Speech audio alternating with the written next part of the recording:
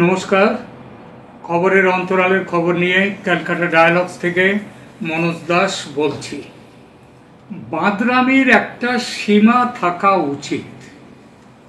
মানলাম কিছু বালখিল্য কুচো কাঁচা বিপ্লবী গ্রাফিটিতে না হয় ভুল করে ভারতের নর্থ ইস্টকে বাংলাদেশের মানচিত্রে ঢুকিয়ে ফেলেছে। তাদের এই কাজে গুরুত্ব না দেয়া ভালো, মেনে নিলাম। কিন্তু সেসব গ্রাফিটি যখন গুছিয়ে গাছিয়ে সরকারি উদ্যোগে বড় বইয়ের মধ্যে ছাপা হয় এবং সেই বই আবার পাকিস্তান সেনাবাহিনীর জেনারেলকে ঘটা করে উপহার দেন বাংলাদেশের প্রধান উপদেষ্টা doctor Mohammad Yunus, the Nobel laureate, তখন কি বিষয়টি আর বালখিল্য কুচো বিপ্লবীদের কাজ বলে এড়ানো যায় নাকি এড়ানো উচিত? ধরুন এই রকম কাজ যদি ভারত করত, ভারতের কোনো শিল্পী গোষ্ঠী তারা যদি ভারতের মানচিত্রে রংপুর আর চট্টগ্রামকে ঢুকিয়ে গ্রাফিতি তৈরি করত, সেই সব গ্রাফিতির ছবি দিয়ে বই করত এবং সেই বই দেশ বিদেশের সরকার বা সেনা প্রধানদের উপহার দিতেন নরেন্দ্র মোদী, তাহলে কি বাংলাদেশের হাতে ঘা লাগতো না? শুধু যে পাকিস্তানের জেনারেলকে উপহার হিসেবে দেয়া হয়েছে তাই নয়, এর আগে মোহাম্মদ ইউনূস একই বই উপহার দিয়েছেন জাতিসংঘের মহাসচিব আন্তোনিও গুতেরেস, প্রাক্তন মার্কিন প্রেসিডেন্ট জো বাইডেন এবং প্রাক্তন কানাডার প্রধানমন্ত্রী জাস্টিন ট্রুডো সমেত বিশ্ব নেতাদের। অর্থাৎ এই মানচিত্র আর কোনো গোপন ব্যাপার থাকছে না, আন্তর্জাতিক হয়ে গেছে। এই স্বীকারোক্তি স্বয়ং বাংলাদেশ সরকারের প্রেস বিবৃতিতে দেয়া হয়েছে। এই পুরো প্রকরণ কি আদৌ বালখিল্যদের মতো মনে হয়, নাকি চিমটি কাটা, খামচি দেয়া, কামড়ে দেয়ার প্রবল একটা ইচ্ছা? 90 ছুতে যাওয়া ওই বুড়ো মোহাম্মদ ইউনূসের ভীমরতি বললে এটা ভুল হবে। নর্থ ইস্ট নিয়ে পাগলামি ইউনূস মিয়া এই প্রথম করলেন এমন নয়, এর আগেও বহুবার করেছেন। বিমস্টেক বৈঠকে নরেন্দ্র মোদী মুখোমুখি সাক্ষাতে তাকে সাবধান করে দিয়েছিলেন, বলেছিলেন ভেবে চিনতে কথা বলতে এবং কাজ করতে। কিন্তু চোরে না শোনে ধর্মের কথা। তাই এবার তিতিবিরক্ত ভারত সিদ্ধান্ত নিয়েছে এবার কিছু শক্ত ব্যবস্থা নিতে হবে। পাগলামি ছাড়াতে যখন গেলা ওষুধে কাজ হয় না, তখন ইলেকট্রিক শক দেওয়ার নিয়ম তেমনটাই। রোগীকে মারার জন্য নয়, কিন্তু অসুখ সারাবার জন্য। দিল্লির সাউথ ব্লকের একজনের সঙ্গে কথা হলো, তিনি বললেন বাংলাদেশকে সুস্থ করার উদ্দেশ্যে ভারত এবার কড়া ডোজের ইলেকট্রিক শক দেবে।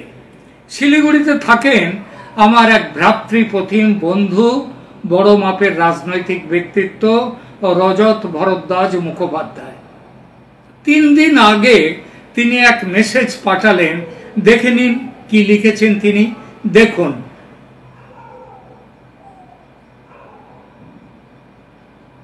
এখানে লেখা আছে, শিলিগুড়ি সহ সমগ্র ডুয়ার্সের আকাশে মধ্যরাতে রাফাল যুদ্ধ বিমানের আনাগোনা। তাহলে কি চিকেন নেক? হ্যাঁ, ঠিকই বলেছেন তিনি, চিকেন স্নেক চওড়া হবে, যাতে কেউ বিশেষ করে ইউনূসের মতো ছোট মাপের মানুষ যখন তখন ভয় দেখাতে না পারে। আর এটা চওড়া করতে গেলে কি করতে হবে? আশেপাশে যার জমি জায়গা আছে সেই জমির কিছুটা নিয়ে নিতে হবে। পাশে কার জমি আছে? নেপাল আমাদের বন্ধু, নেপালের জমি নেওয়া হবে না? তাহলে নেওয়া হবে কার জমি? চিকেন স্নেক চওড়া করতে নেওয়া হবে। এটা কিন্তু ভারতের প্ল্যানে ছিল না, বাধ্য হয়েছে ভারত। ঠিক ছিল পশ্চিম সীমান্তে গুজরাটের কচ্ছের রান অঞ্চলে স্যার ক্রিক নিয়ে পাকিস্তানের যুদ্ধ প্রস্তুতির জবাব দিতে ভারত অপারেশন ত্রিশূল নিয়ে নামবে। ত্রিশূল মানে স্থল নৌ বিমান। তিন বাহিনীর যৌথ যুদ্ধ মহড়া শুরু হয়েছে 30শে অক্টোবর, চলবে 10 নভেম্বর পর্যন্ত। এজন্যে নিয়ে যাওয়া হয়েছে 20,000-এর বেশি সৈন্য, T-90 ট্যাঙ্ক, ব্রহ্মোস, আকাশ ক্ষেপণাস্ত্র ব্যবস্থা, রাফাল ও সুখোই 30 MKI যুদ্ধ বিমান এবং কলকাতা শ্রেণীর ডেস্ট্রয়ার ও নীলগিরি শ্রেণীর ফ্রিগেট। মহড়ার কেন্দ্রবিন্দু হল স্যার ক্রিক অঞ্চল। এটা একটা 96 কিলোমিটার দীর্ঘ, জোয়ার ভাটায় প্রভাবিত, মানে ভাটায় জায়গাটা বেশ জেগে ওঠে, জোয়ারে আবার সমুদ্রের তলায় চলে যায়। এই জায়গাটা একটা ভারত পাকিস্তানের মধ্যে একটা সংবেদনশীল, একটা বিতর্কিত এলাকা। এই মহড়ায় মরুভূমি, জলাভূমি ও উপকূলীয় অঞ্চলে উভচর অভিযান, স্থলে, জলে এবং আকাশে সেই অভিযান চলবে। সাইবার যুদ্ধ চলবে, ইলেকট্রনিক যুদ্ধ হবে এবং বহুস্তরীয় যুদ্ধ ক্ষমতার পরীক্ষা চলবে। রক্ষামন্ত্রী রাজনাথ সিং সম্প্রতি পাকিস্তানকে এক কড়া সতর্কবার্তা দিয়ে বলেছেন, স্যার ক্রিক অঞ্চলে পাকিস্তান যদি কোনো দুঃসাহসিক পদক্ষেপ নেয় তাহলে প্রতিক্রিয়া এমন শক্তিশালী হবে যে তা ইতিহাস, ভূগোল সব পাল্টে দেবে। এই মহড়ার সময়ে ভারত রাজস্থান ও গুজরাটের বিশাল আকাশ সীমা 28,000 ফুট পর্যন্ত উচ্চতায় বেসামরিক উড্ডয়নের জন্য বন্ধ রেখেছে। এই ব্যবস্থাকে বলে নোটাম, মানে নোটিশ টু এয়ারমেন, অর্থাৎ আমাদের আকাশে কেউ এসো না। পশ্চিম সীমান্তে এই ব্যবস্থা হয়েছে সেটা তো বুঝলাম, কিন্তু পূর্ব সীমান্তে, বাংলাদেশ সীমান্তে কেন এই নোটাম? তাহলে কি পূর্ব সীমান্তেও যুদ্ধের প্রস্তুতিতে ভারত? ঠিক তাই, বঙ্গোপসাগরেও একযোগে নোটাম জারি হয়েছে। আর এটা বিনা কারণে ও কাকতালীয় কোনো ঘটনা নয়, একেবারে কৌশলগত। এবং সিদ্ধান্তটি নেওয়া হয়েছে ওই পাকিস্তানি জেনারেল সাইর শামসাদ মির্জা বাংলাদেশ সফর ও সফরের সময় তার হাতে ইউনুসের art of triumph, graffiti of Bangladesh's new dawn এই নামের বইটি তুলে দেওয়ার পর। বইটির নামের বাংলা অর্থটা একবার বলে দিই, বিজয়ের শিল্প, বাংলাদেশের নতুন ভোরের গ্রাফিতি। কিসে ভোর ও বিজয় হলো, কোথায় নতুন ভোর হলো, সেসব বাংলাদেশের মানুষ দেখবে, বুঝবে। ওটা তাদের পাঁঠা, তারা ঘাড়ে কাটবে না মাথায় কাটবে সেটা তাদের ব্যাপার। নতুন ভোরে তারা আছে নাকি রাত দুপুরে আছে সেটা তারাই ভালো জানে।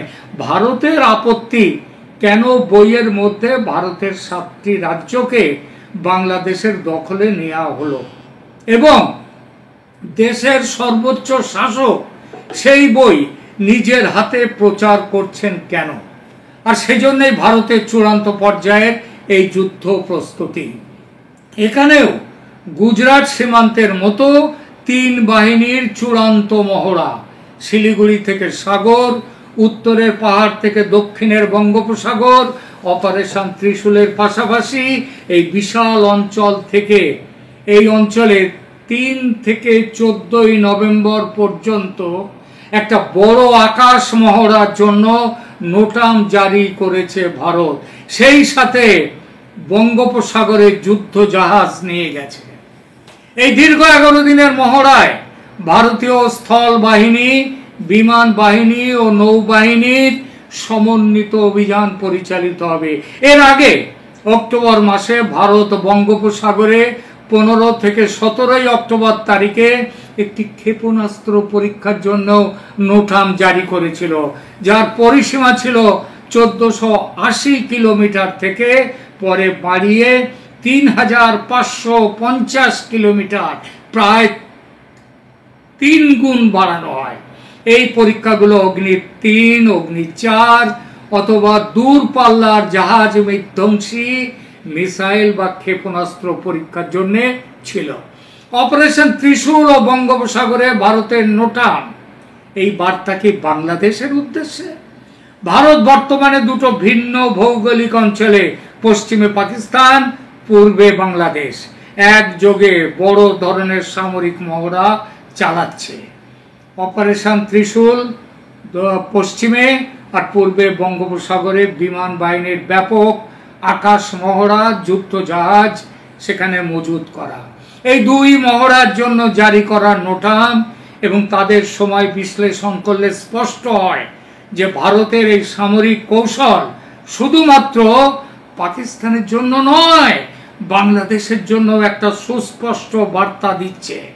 অপারেশন ত্রিশূলের বিস্তৃতি ও প্রকৃতি বিশ্লেষণ করলে দেখা যাবে যে 30 অক্টোবর থেকে 10 নভেম্বর 2025 পর্যন্ত পাকিস্তানের দিকে সেখানে সেই মহড়ায় 20,000-এর বেশি সৈন্য ইত্যাদি সেখানে নেওয়া হয়েছে। আর এই মহড়ার কেন্দ্রবিন্দু হলো আমাদের বাংলাদেশ। এবং রক্ষামন্ত্রী রাজনাথ সিং পাকিস্তানকে যে সতর্কবার্তা দিয়েছেন সেই একই সতর্কবার্তা বাংলাদেশের উদ্দেশ্য। বঙ্গোপসাগরে একযোগে নোটাম, নো এন্ট্রি টু এয়ারমেন। কাকতালীয় নয়, এটা কৌশলগত অপারেশন। এই দীর্ঘ 11 দিনের শুরু হবে কবে থেকে? 3রা নভেম্বর থেকে 14ই নভেম্বর পর্যন্ত। একটা বড় আকাশ মহড়ার জন্য এইটা। এর আগে আমরা যেগুলোই দেখে এসেছি, এর আগে ছোটখাটো আমাদের এখান থেকে ওই চাঁদিপুর থেকে, দীঘা থেকে, সেখান থেকে ছোড়া হয়েছে মিসাইল, পরীক্ষা হয়েছে, তখনও নোটাম জারি। নিশ্চিতভাবে বলা যায় ভারতের এই দ্বৈত সামরিক তৎপরতা, এর পেছনে বাংলাদেশের সাম্প্রতিক ভূ রাজনৈতিক অবস্থান গুরুত্বপূর্ণ ভূমিকা নিচ্ছে। বাংলাদেশ, পাকিস্তান, চীন ত্রিপক্ষীয় সম্পর্ক একটা তৈরি করেছে। শেখ হাসিনা সরকারের পতনের পর মোহাম্মদ ইউনূসের নেতৃত্বে অন্তর্বর্তী সরকার পাকিস্তান ও চীনের সঙ্গে সম্পর্ক জোরদার করছে। এছাড়া জামায়াত ইসলামের মতো পাকিস্তান সমর্থক ইসলামপন্থীরা তাদের উত্থানে ভারতের উত্তর পূর্বাঞ্চলে বিচ্ছিন্নতাবাদী গোষ্ঠীগুলো তাদের রমরমা শুরু হয়েছে। 2009 সালের আগে বাংলাদেশে ভারতীয় বিচ্ছিন্নতাবাদীরা আশ্রয় পেত 2009-এর আগে, মানে শেখ হাসিনা আসার আগে। আর শেখ হাসিনা সরকার তাদের ভারতে হস্তান্তর করে সম্পর্ক স্বাভাবিক করেছিল। সেই অবস্থা এখন আর নেই। বঙ্গোপসাগরে নোটাম জারি, তাই বাংলাদেশের প্রতি খুব বড় সতর্ক বার্তা। বঙ্গোপসাগরে ভারতের সামরিক শ্রেষ্ঠত্ব ও নজরদারি এবং ভারতের ক্ষমতা দেখানো ও সেই সঙ্গে পাকিস্তান চীনের সঙ্গে বাংলাদেশের ঘনিষ্ঠতা নিয়ে সতর্ক বার্তা দেয়া। ভারতের উত্তর পূর্বাঞ্চলের নিরাপত্তা নিয়ে আপোষ করা হবে না, এই স্পষ্ট বার্তা দেয়া ভারতের উদ্দেশ্য। বঙ্গোপসাগরে ভারতের দীর্ঘতম উপকূল রেখা এবং আধিপত্য প্রতিষ্ঠার ভারতের যে নজরে আছে এবং ভারত যে তার জন্যে সক্ষম সেটা দেখাতে এবারের এই সিদ্ধান্ত। এতদিন বাণিজ্যের অস্ত্রের শান দিয়ে বাংলাদেশকে ভাতে মারার ব্যাপারে এগিয়ে গিয়েছিল ভারত, এবং সফলতাও যে পেয়েছে সেটা বাংলাদেশের অর্থনীতির বর্তমান হাল দেখলে বোঝা যায়। এবার তার সঙ্গে ভাতের সঙ্গে হাতে মারার দিকেও এগোচ্ছে ভারত। এবং ওই যে বললাম শুরুতে যে চিকেন স্নেক চওড়া হবে, এবং ওই যে বললাম আরেকটা কথা, ভারতের প্ল্যানে কিন্তু এবার আসতেই বাধ্য, সেটা ইউনূসের বাঁদরামির জন্যে। সেটা হচ্ছে বাংলাদেশের দুটো চিকেন নেক, একটা রংপুরের ওখান দিয়ে গেছে আমাদের দিনাজপুর থেকে গারো পাহাড় পর্যন্ত মেঘালয়ের, আর একটা ত্রিপুরা থেকে সাগরে 20 কিলোমিটার মাত্র পথ। ওটা কাটলেই চট্টগ্রাম আলাদা, আর আগেরটা কাটলেই রংপুর আলাদা। আর এর পুরো দায় কিন্তু ডক্টর মোহাম্মদ ইউনূসের। 71-এ ভারত যুদ্ধ জিতলেও বাংলাদেশের 1 ইঞ্চি জমি ভারত নেয়নি, এবং তারপরে ছিটমহল বিনিময়ের সময় ভারত বেশি জমি দিয়েছে, কম জমি পেয়েছে। অর্থাৎ জমি হড়প করবার জন্যে ভারত কখনো যায়নি। আজ ইউনূসের বাঁদরামির জন্যে ভারতকে এই পথে চলতে হচ্ছে। তার প্রস্তুতি পুরো মাত্রায় শুরু হয়ে গেছে। ধন্যবাদ।